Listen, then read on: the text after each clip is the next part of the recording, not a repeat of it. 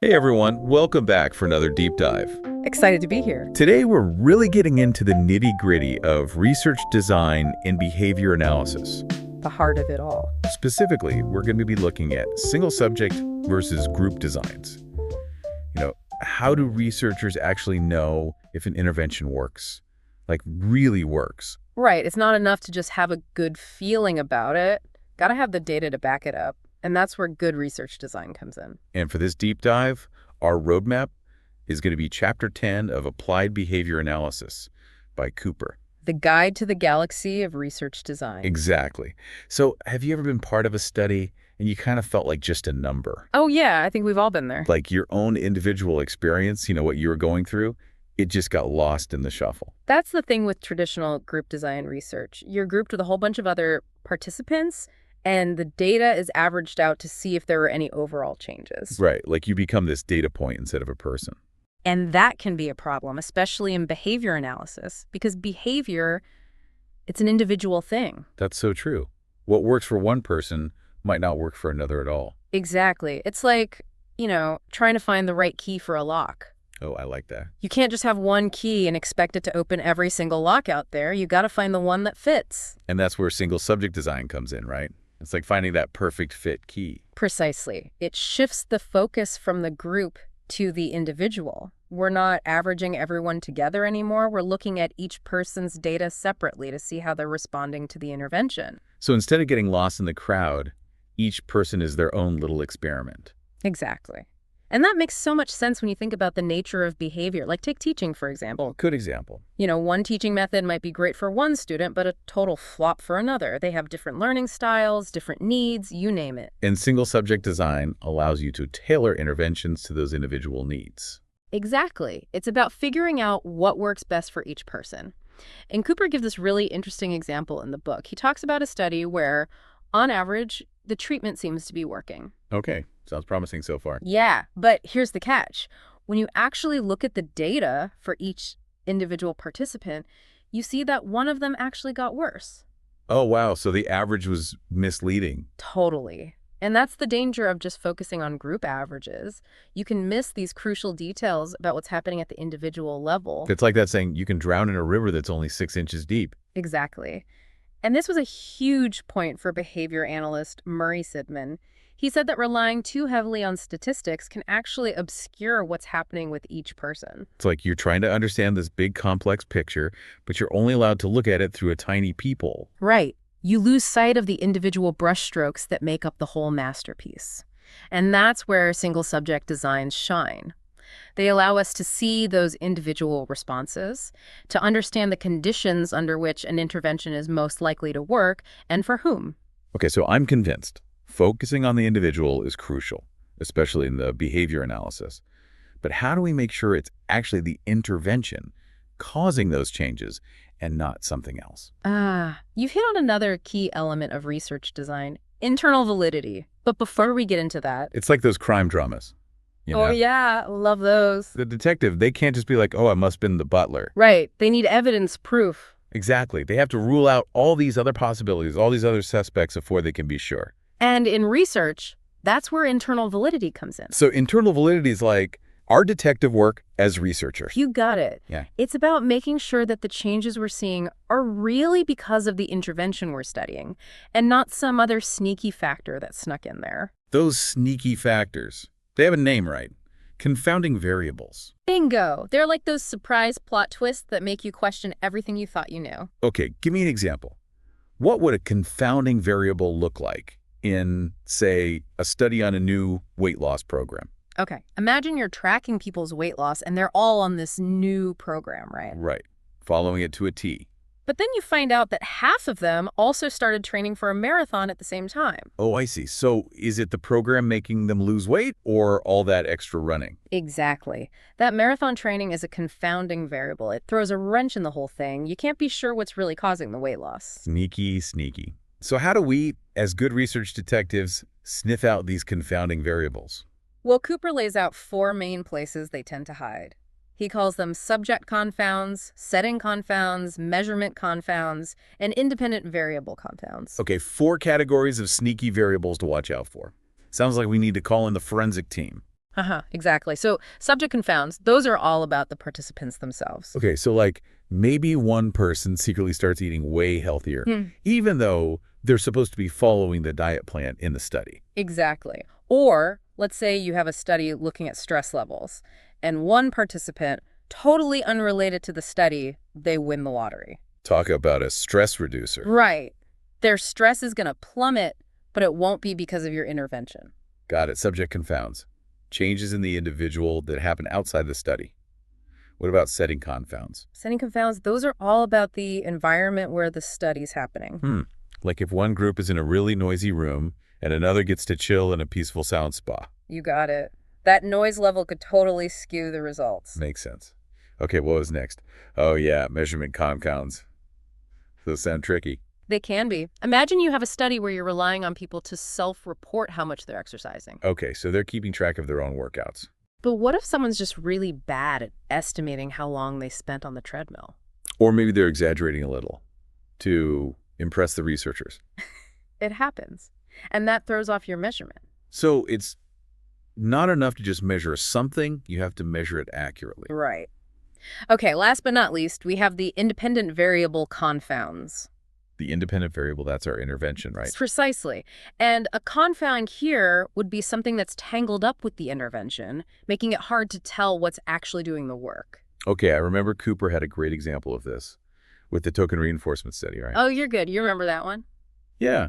Wasn't it about handwriting? You got it. Yeah. So in that study, they were worried that the improvement in the student's handwriting wasn't just because of the tokens. Like maybe it was the therapist's attention too. Exactly. They were concerned that the extra attention and praise the therapist was giving, along with the tokens, might be a confounding variable. So they had to find a way to separate those two things, the tokens and the attention. How'd they do that? They got creative. They introduced this whole phase where the therapist gave attention and tokens, but not for good handwriting. Okay, so it's like they were giving the treatment of attention and tokens, but not in a way that was supposed to improve handwriting. Exactly. And because they didn't see any changes in handwriting during that phase, they could be more confident that the improvement they saw later really was because of the tokens being linked to good handwriting, not just the extra attention. Okay, that's really clever. They created this whole separate condition just to rule out that confound. Right. And that leads us to another crucial aspect of internal validity: treatment integrity. Treatment integrity, is that like the integrity of the treatment? Like it's honest and true. Kind of. It's more about making sure that the intervention is being delivered exactly as it's supposed to be. Okay, so it's not enough to just have a good idea for an intervention. You have to make sure it's actually being implemented correctly in the study. Exactly. Think of it like baking a cake. You can have the most amazing recipe in the world, but if you forget to add the baking powder... Disaster. Flat cake. Exactly. The cake's not going to turn out as planned. Same thing with research. If the intervention isn't delivered as designed, you can't be sure the results are accurate. So treatment integrity is all about consistency, making sure everyone's on the same page. Right. And that involves things like having super clear definitions of the intervention, making the steps easy to follow, using standardized materials, and giving everyone involved proper training. And probably checking in, making sure people are sticking to the plan. Absolutely. Ongoing monitoring is key. Now, here's a little research history for you. Cooper mentions that for a while there was this kind of double standard in research. Double standard. Yeah. Like one set of rules for one group and a different set for another. Exactly. Researchers were expected to be super rigorous about measuring the dependent variable, the thing they were interested in changing. Okay, so they had to be really careful and consistent about measuring the handwriting in that token study we were talking about. Exactly. But they didn't always have to be as rigorous about reporting on whether the intervention itself, the token system, was actually being done the way it was supposed to be done. Oh, wow. That's kind of a big deal, isn't it? Huge. Because how can you trust the results if you're not even sure the intervention was implemented correctly? It's like, oh, yeah, the cake turned out flat, but we're not sure if we actually put in all the ingredients. Exactly. Luckily, we've learned from that, and now there's a much bigger emphasis on reporting treatment integrity data. It's essential for good internal validity. Makes sense. So we're controlling for those confounding variables, we're making sure the intervention is being done right, and all of that helps us be more confident in our findings. Exactly. And speaking of being confident in our findings, there's another big piece of the puzzle we need to talk about: external validity. It's all about. So we've talked all about making sure our study is internally valid, buttoned up tight. But what about the bigger picture? You're talking about external validity, right? The million-dollar question. Can we take what we found in this one study with these particular people and assume it'll hold true for others? Exactly. Because a lot of times we're hoping to find interventions that can help a lot of people, not just a select few. Absolutely. And that's where the concept of social validity comes into play, too. It's not just about whether an intervention works, but whether it's something that people can actually use in the real world. Okay, so it has to be practical, something that actually makes a difference in people's lives. Right. Cooper breaks it down into three main parts: the goals of the intervention itself, and then the outcomes. Okay, so first up, we got to make sure we're aiming for something worthwhile. Exactly. It's got to be relevant to the people we're trying to help. Yeah. If we're teaching job skills, those skills should actually lead to real job opportunities. Makes sense. What about the intervention itself? What makes that socially valid? Well, it's got to be acceptable to the people involved. They shouldn't feel like it's super disruptive or embarrassing or anything. And it has to be feasible, like a therapy that requires you to go to 10 appointments a week. Not going to happen for most people. Exactly. And then, of course, we have the outcomes. Are the changes actually meaningful? Do they last? And are people happy with the results? Does this intervention actually improve people's quality of life? That's the ultimate test. And to figure all this out, researchers use all sorts of methods. They ask people for their opinions, they have experts weigh in, they compare their results to what's considered typical. So it's a holistic approach, looking at it from all angles. Exactly. Okay, but back to external validity for a sec. You mentioned earlier that it's not enough for an intervention to work just once. Yeah, we need that repeat performance. Can we replicate these amazing results? Precisely. And this is where things get a little different between group design research and single subject design research. How so? Well, group design often leans on random sampling to say, see, we picked our participants randomly, so our findings should apply to a larger group. Okay, so it's like they're trying to create a mini version of the population they're interested in. Right. But single subject design, it's all about replication, directly testing those findings out in different situations to see if they hold up. So it's less about assuming the findings will generalize and more about actively proving it. You got it. And there are a couple of main ways to do this. Direct replication is like trying to make the same recipe twice. Same ingredients, same instructions, see if you get the same cake. And hopefully it's a delicious cake both times. What about the other kind of replication? That's systematic replication. Think of it like tweaking the recipe a bit. Maybe you use a different type of oven or add some chocolate chips. So you're changing some things, but the core idea is the same. Exactly. And you're seeing if the cake still turns out great, even with those variations. And Cooper talks about this in the book, right? With that research on response cards. Yes. Researchers found that using response cards helped improve student behavior in all sorts of different classrooms. So the same basic intervention, but it worked across different groups of students, different teachers, different settings. Exactly. That's the beauty of systematic replication. It helps us figure out if an intervention is a one-hit wonder or if it has some serious staying power.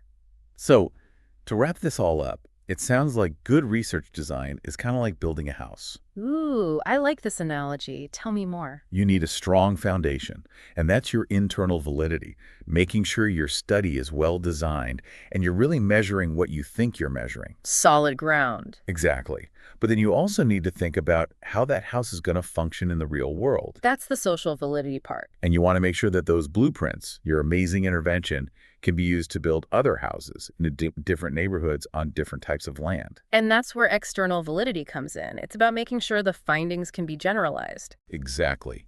So, listeners, the next time you hear about a new study or a brand new intervention that promises the moon, remember what we talked about today. Ask questions. Be curious. Think like a scientist. Because understanding research design gives you the power to make informed decisions about what works, what doesn't, and what might actually make a difference in your life. And that's what it's all about. Thanks for joining us on this deep dive. We'll catch you next time for more adventures in the world of behavior analysis.